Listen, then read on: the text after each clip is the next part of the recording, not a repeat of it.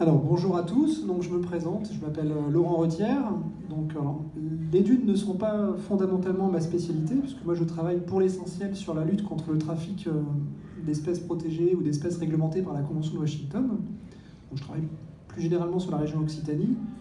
Et il m'arrive également de travailler sur le département de l'Hérault, sur les dossiers d'enquête relatifs à des destructions complexes, on va dire, d'habitats ou d'espèces protégées qui ont pu avoir lieu sur le département de l'Hérault. Donc mes fonctions sont essentiellement en lien avec de la police judiciaire. Et je ne fais pas forcément de l'animation en dehors de mon temps perdu pour aider les associations qui, elles, œuvrent dans ce domaine. Donc rapidement, pour vous expliquer un petit peu ma présentation, je vais essayer de faire assez court. Je vais donc vous parler de la protection des dunes. Et dans un premier temps, je vais rapidement vous expliquer le fonctionnement de cet écosystème qui est quand même relativement complexe, avec de nombreux faciès, les principales menaces que l'on peut rencontrer, que subissent malheureusement les dunes, et enfin les quelques outils de protection ou mesures de protection vis-à-vis de ce milieu très particulier. Alors, il va y avoir un peu de redite après avec ce que mes collègues vous ont expliqué doctement, donc je vais essayer de passer relativement rapidement. Je vais me lever parce que c'est quand même plus facile pour expliquer. Alors rapidement, l'écosystème dunaire, il est composé de plusieurs faciès avec des espèces de faune et de flore bien différenciées, mais l'ensemble de ces faciès constitue l'écosystème dunaire. Le premier de ces faciès, c'est d'abord la plage. Alors, aussi appelée en règle générale la zone de balancement des marées. Ce faciès-là est particulièrement important en termes de biodiversité, notamment sur la façade atlantique, puisque là on a un phénomène d'aller et retour de la mer, avec du coup une zone de nourrissage fondamentale pour les espèces. Ce phénomène-là n'existe pas en Méditerranée, mais il reste quand même, ce milieu-là reste quand même important. Au-delà du simple fait qu'il est important pour la biodiversité, c'est aussi un lieu important pour l'espèce humaine en matière, on va dire, d'agrément. Et donc, à ce titre-là, ce milieu-là est particulièrement fréquenté et nécessite aussi, pour l'espèce humaine, d'être protégé. La seconde partie, en fait, le second faciès qui, lui, est particulièrement important, c'est la végétation de haut de plage. Donc ce haut de plage, en fait, c'est une zone qui va être ponctuellement atteinte par la mer, en général pendant les périodes de tempête. Et cette zone-là, en fait, correspond aux premiers endroits où on va trouver de la végétation. Souvent, c'est une végétation qui va être saisonnière, notamment des euphorbes peplis, qui sont des petites euphorbes extrêmement protégées au niveau national et même européen. Ce sont des plantes, en fait, qui vont être présentes qu'uniquement en période printanière ou estivale, mais qui disparaissent pendant l'hiver. Cette zone de haute plage, elle est fondamentale parce que, justement, c'est là que se trouvent, en général, les laisses de mer. Et cette zone-là, en fait, va servir de zone de nourrissage pour la biodiversité. On l'a vu tout à l'heure dans la précédente présentation, ces laisses de mer fourmillent de détritivores qui vont dégrader la matière organique et qui vont servir de nourrissage aussi bien pour les espèces d'oiseaux que pour d'autres crustacés, ou bien également la dégradation de la matière organique va servir à enrichir le substrat et revenir également à la mer pour enrichir aussi bien le phytoplancton que le macroplancton, et ainsi de suite, constituer l'ensemble du cycle, on va dire, biologique, que constituent aussi bien les bords de mer que la dune. Donc cette zone de végétation, c'est aussi celle qui est la plus exposée, parce qu'à partir du moment où on a de la matière organique, on a des spécimens qui y transitent, qui peuvent parfois y nicher également, mais c'est aussi l'endroit où la population humaine aime apposer sa serviette. En conséquence de ça, c'est un milieu qui est souvent aussi soumis aux tempêtes et qui est donc extrêmement difficile de protéger. On ne peut pas mettre de ganivelle dans cette partie-là, on va pouvoir mettre que des protections temporaires.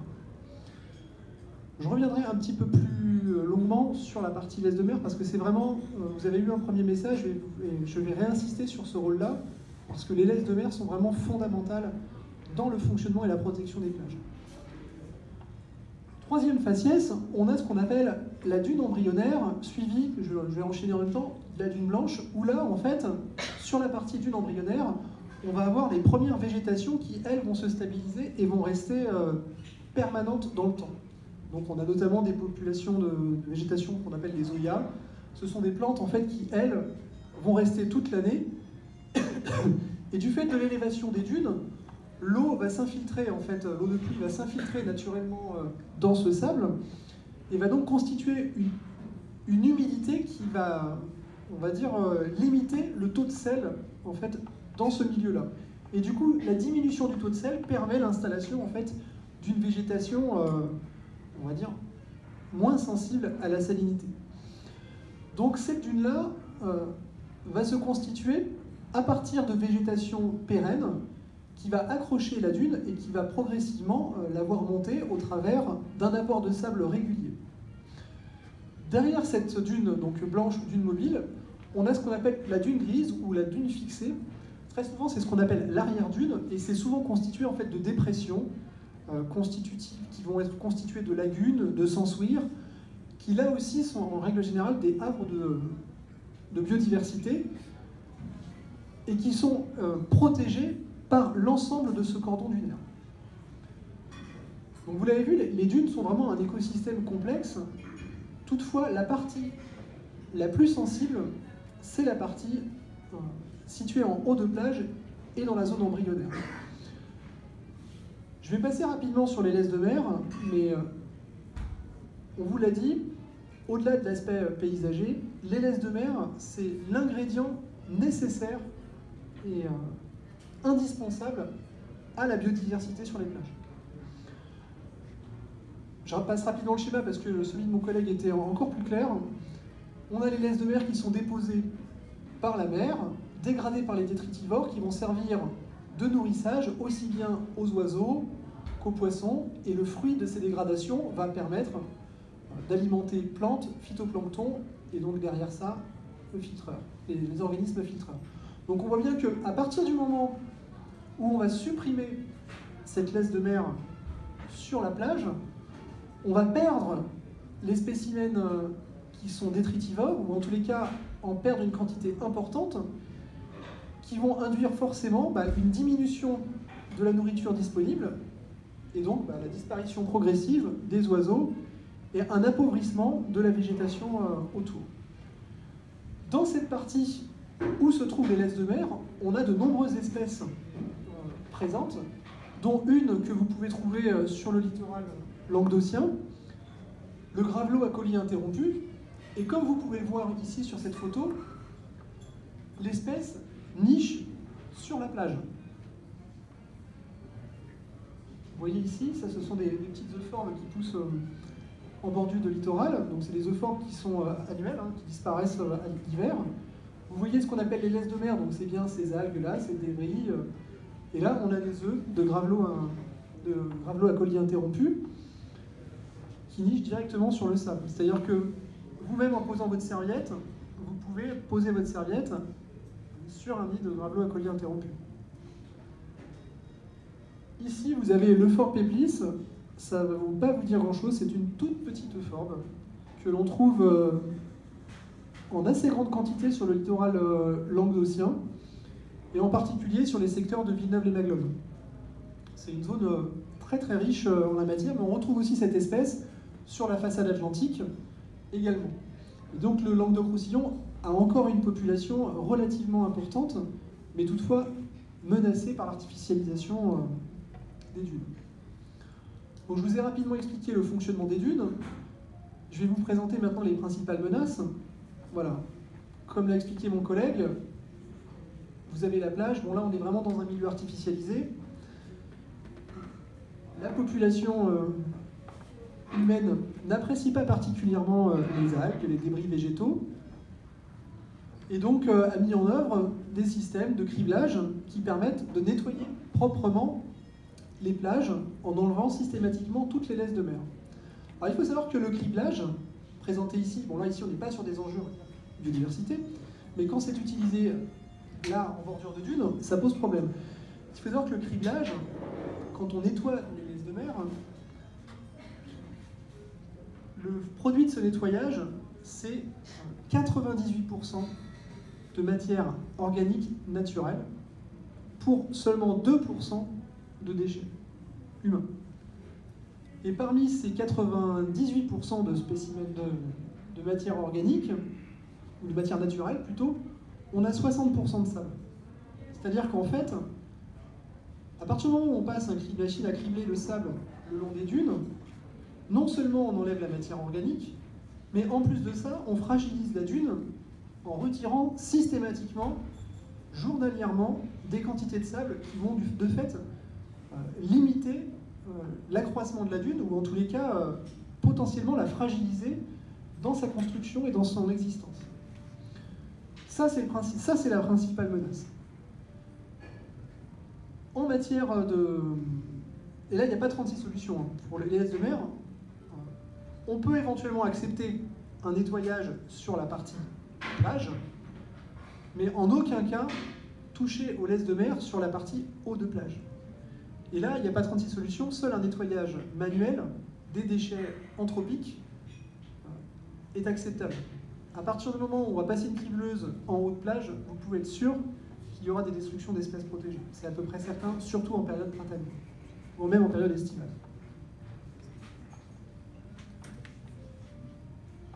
L'autre problématique, c'est la surfréquentation du milieu dunaire, et en particulier le piétinement. Vous l'avez vu en particulier dans la façade méditerranéenne, nos dunes sont parcourues de ganivelles qui permettent en fait de canaliser la population humaine sur des parcours afin de concentrer, on va dire, les dommages sur des zones les plus petites possibles afin de préserver l'intégralité de la dune du piétinement. À partir du moment où on a une surfréquentation sur la dune, on va se retrouver à avoir des plantes, en particulier les zoyas, qui vont se retrouver déracinées, qui vont perdre de leur cohérence, et c'est ces zoyas, c'est cette végétation-là qui maintient la dune donc, mobile, c'est cette végétation-là qui maintient la dune, entre guillemets, en état de fonctionnement. À partir du moment où on va piétiner cette dune, on va déstabiliser la dune et on risque à terme de perdre l'intérêt de cette protecteur de la dune. Troisième menace, la circulation des véhicules terrestres à moteur. Alors ça, c'est en France. Hein. C'était encore il y a quelques années en France. Sur le littoral de la Vieille Nouvelle, donc ça c'est près de Port-la-Nouvelle. Voilà. Utilisation de véhicules terrestres à moteur. Vous voyez, il y a des traces jusqu'au bord de plage. Ça n'existe plus. Le problème a été réglé. Donc là, évidemment, vous comprenez bien qu'un nid de gravelot à collier interrompu, ça résiste mal à ce genre de véhicule. Quatrième et dernière menace, c'est la destruction pure et simple de la dune pour l'aménagement touristique. Donc là, vous aviez une belle dune, qui a été intégralement rasée pour construire des bungalows à 30 mètres de la plage. Palavas, oui. Bel exploit. Donc, vous voyez les menaces. Donc, à partir de là, on a des mesures de sensibilisation que les associations mènent. On a des mesures de prévention que les communes mènent en installant, par exemple, des ganivelles, en canalisant la population, en mettant en œuvre de nouveaux moyens de nettoyage qui sont, on va dire, qui préservent la biodiversité. Mais ça ne suffit pas seulement, il y a aussi des mesures d'interdiction. Et en particulier, pour on va dire, la prévention, ça marche très bien, mais ça marche très bien quand il y a aussi de la répression. C'est un binôme. Les deux ne vont pas l'un sans l'autre. On ne peut pas faire de la répression sans sensibilisation, mais on ne peut pas faire de prévention s'il n'y a pas un peu de répression. Et donc, toutes ces interdictions conduisent en fait à la protection de la dune, à savoir l'interdiction de faire des feux sur la plage. Parce que derrière, on a bien souvent des gens qui vont utiliser les ganivelles qui servent à protéger la dune. L'interdiction de circuler avec un véhicule terrestre à moteur sur les dunes, sur la plage. Parce que là aussi, on a potentiellement des espèces qui nichent. Il y a encore l'an dernier, on a eu une ponte de tortues marines sur la plage de Villeneuve-les-Maglones. Vous imaginez que si 15 quads passent sur la plage, la ponte de tortues marines ne va pas être très jolie à voir. Et enfin, des zones qui vont être totalement interdites d'accès, comme sur le Banias par exemple, où là on préserve un écosystème de toute présence humaine pour favoriser la quiétude des espèces. Et enfin, l'interdiction de détruire les dunes sans des autorisations, on va dire, ministérielles à ce stade-là. Voilà, j'en ai terminé. J'espère ne pas avoir été trop long.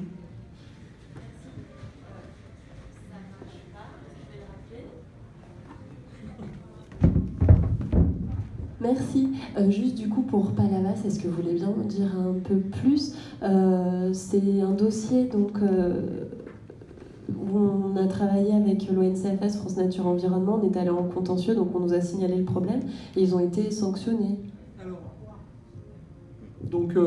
Alors effectivement, pour reprendre l'historique, disons que c'est un camping qui s'est installé en 2011, enfin qui existait, mais qui a fait une extension en 2011, et qui a détruit la dune en fait, qui était présente à cet endroit-là, et qui, sur cette dune, était présente une espèce, donc le Ford Peplis, qui est une plante protégée. Et donc chaque année, en fait, du fait de la destruction de la dune, on va dire, se reconstituait dans le camping, donc le camping, forcément, était envahi de sable, et renvoyait systématiquement le sable à la mer, avec forcément toutes les graines de Ford Peplis qui étaient présentes chaque année, qui revenaient régulièrement. Donc le camping, effectivement, a été condamné en première instance. Alors je prends en compte l'ensemble des condamnations, des personnes morales, des personnes physiques, à 300 000 € d'amende pénalement. Pour l'instant, la partie civile n'a pas été jugée, et le camping a fait appel.